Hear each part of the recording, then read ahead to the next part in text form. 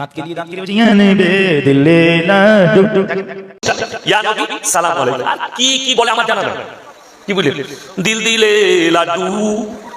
কারিনাকে যে বক্তা আছে কারি, নিঃসন্দেহে ওই মানুষটা বেঈমান কাফের, যে রাসূলুল্লাহ হাবিবুল্লাহ হুজুরের সালামকে নিয়ে এইভাবে কেসা করে কটূক্তি করে। এরই বাপ হবে মনে হয় যতটা সম্ভব। একটা পুরো পাড়ার লোক দেখুন মাইকে ওঠে কি বলে সব স্টেজে হাতা মাথা, মানে মাথাটা গেছে একেবারে। দুই নম্বরে যেটা আসবে সেটা হচ্ছে কিয়াম করা। এখানে একটা বিষয় ক্লিয়ার করে দিই, কিয়াম কয়েক রকম রয়েছে। তার মধ্যে একটা হচ্ছে কিয়াম করা, নামাজে দাঁড়ানো কিয়াম করা, নামাজে দাঁড়াচ্ছেন ওটাকে বলা হয় কিয়াম। কিয়াম মানে হচ্ছে দাঁড়ানো। তো ওই নামাজে কিয়াম করাটা যার ক্ষমতা রয়েছে তা হলো ফরজ, বুঝতে পারছেন? এখন যদি আপনাকে কেউ বলে কিয়াম করা যাবে কিনা, তাহলে আপনি আবার সাথে সাথে না জায়েজ বলে দিবেন না, বলবেন কোন কিয়াম করা যাবে না। কিন্তু কিয়াম তো কয়েক প্রকার রয়েছে, তার মধ্যে একটা হচ্ছে নামাজে কিয়াম করা, ওটাকে কিয়াম করা ফরজ।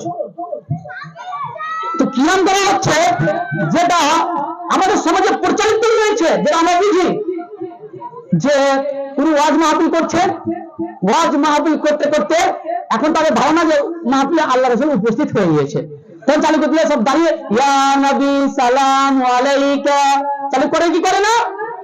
এর প্রমাণ কি কোরআন হাদিসে রয়েছে? এটা আমাদেরকে এখন মূল বিষয় দেখতে হবে, এর প্রমাণ কোরআন হাদিসে রয়েছে কিনা। কিছুদিন আগে একটা বক্তার বক্তব্য শ্রবণ করছিলাম, সম্ভবত উনি ফুরফুরা, কিন্তু আমি নাম বলছি না, বক্তব্য শ্রবণ করছিলাম। তো এক পর্যায়ে একজন দেওবন্দি আলেমকে উনি কিয়াম করেনি এই জন্য ওনার উপর ফতোয়া জারি করেছে, কিয়াম করেনি এই জন্য ওই ব্যক্তি কাফের হয়ে গিয়েছে, কিয়াম করেনি এই জন্য কাফের হয়ে গেছে। আমি কারো নাম নিচ্ছি না, ভিডিও ইউটিউবে রয়েছে, ফেসবুকে রয়েছে, দেখে নেবেন।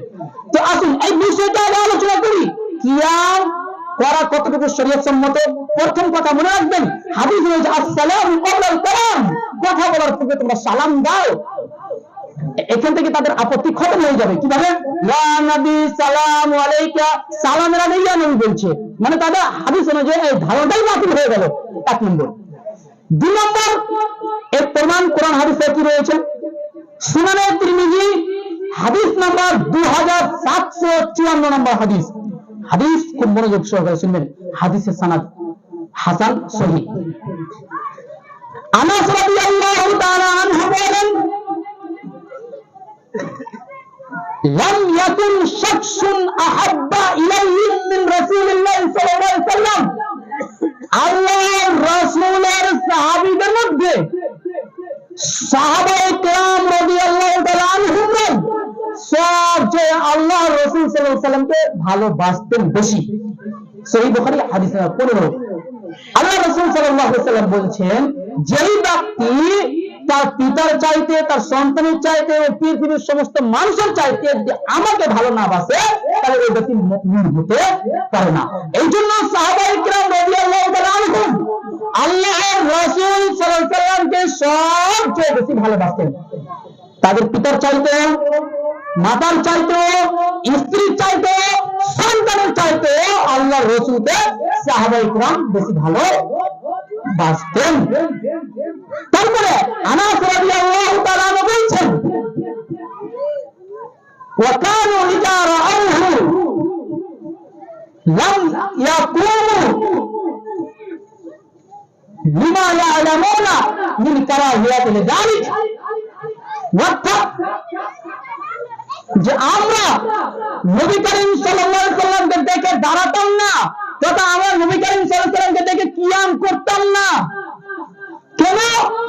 নবী করিম সাল্লাল্লাহু আলাইহি ওয়াসাল্লাম এটা জানতেন, কেন নবী করিম সাল্লাল্লাহু আলাইহি ওয়াসাল্লামের সাহাবাগণ এটা জানতেন যে আল্লাহর নবী সাল্লাল্লাহু আলাইহি ওয়াসাল্লাম এটা অপছন্দ করতেন। আনাস রাদিয়াল্লাহু তাআলা কি বলছে? যে আল্লাহর রাসূলের তিনি একজন সাহাবী আল্লাহর রাসূলকে দেখে দাঁড়াতেন না। কেন? সাহাবায়ে কেরাম জানতেন যে এটা আল্লাহর রাসূল সাল্লাল্লাহু আলাইহি ওয়াসাল্লাম অপছন্দ করতেন। তাহলে বুঝা যাচ্ছে কিয়াম শরীয়তের মধ্যে নাজায়েজ প্রমাণিত হচ্ছে। ইয়া নবী সালাম আলাইকা বলে যে কিয়ামটা করা হয়, এই কিয়াম শরীয়তের দৃষ্টিতে নাজায়েজ প্রমাণিত হচ্ছে। কেন? আল্লাহর রাসূল সাল্লাল্লাহু আলাইহি ওয়াসাল্লাম এটাকে অপছন্দ মনে করতেন। তারপরে হাদিস সুনানে তিরমিজি হাদিস নাম্বার 2755 নম্বর হাদিস, হাদিসের সনদ হাসান। হাদিসটি কি?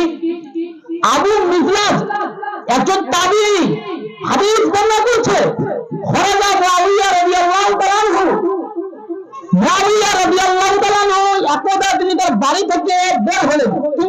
জায়গা থেকে বের হয়ে আসলেন।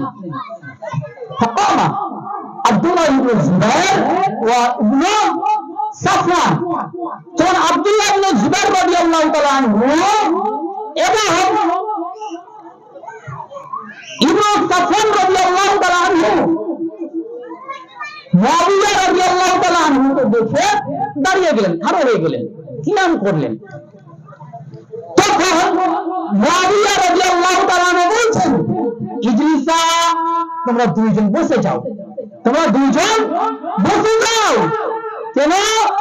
সামি'তু রাসূলুল্লাহ সাল্লাল্লাহু আলাইহি ওয়াসাল্লাম ইয়াকুল, আমি আল্লাহর নবী সাল্লাল্লাহু আলাইহি ওয়াসাল্লামকে বলতে শুনেছি, মান সাররাহু আইয়াতামাসসালা রাজুলু কিয়ামান, যেই ব্যক্তি কোন ব্যক্তির সম্মানের জন্য দাঁড়িয়ে গেল, তার থাকার জায়গা জাহান্নাম। কত ভয়ঙ্কর হাদিস দেখতে পাচ্ছেন। যে কেউ হাদিস করে দেখলেন এখনই একটা মিনিট হবে না। সুনান তিরমিজি 2795 নম্বর হাদিস, এই যদি ভুল আমি যা সাকিবের নাম নিয়ে নেব, এই যদি একটাও হবে না। সুনান তিরমিজি 2755 নম্বর হাদিস স্পষ্ট রয়েছে যে আল্লাহ নবী সাল্লাল্লাহু আলাইহি ওয়াসাল্লাম বলেছেন যে যে ব্যক্তি কোন ব্যক্তির সম্মানের জন্য দাঁড়িয়ে গেল, তার থাকার জায়গা জাহান্নাম। তাহলে আপনি কি নিজেকে জাহান্নামে পাঠাতে চান, না আপনি নিজেকে জান্নাতে পাঠাতে চান? বলেন তো, জান্নাত যেতে চান না জাহান্নাম যেতে চান? আপনি কষ্ট করে আমল করছেন, ও আমল করার পরে আপনি জাহান্নামে যাচ্ছেন। এর চাইতে দুঃখজনক আর কি হতে পারে? বলেন, এর চাইতে দুঃখজনক আর কি হতে পারে? আমি কষ্ট করে আমল করছি, আর আমল করার পরিণামে, আমল করার কারণে আমাকে জাহান্নামে যেতে হচ্ছে। তাহলে আমার আমল করার ফায়দা কি হলো? আমার আমল করার উপকার কি হলো?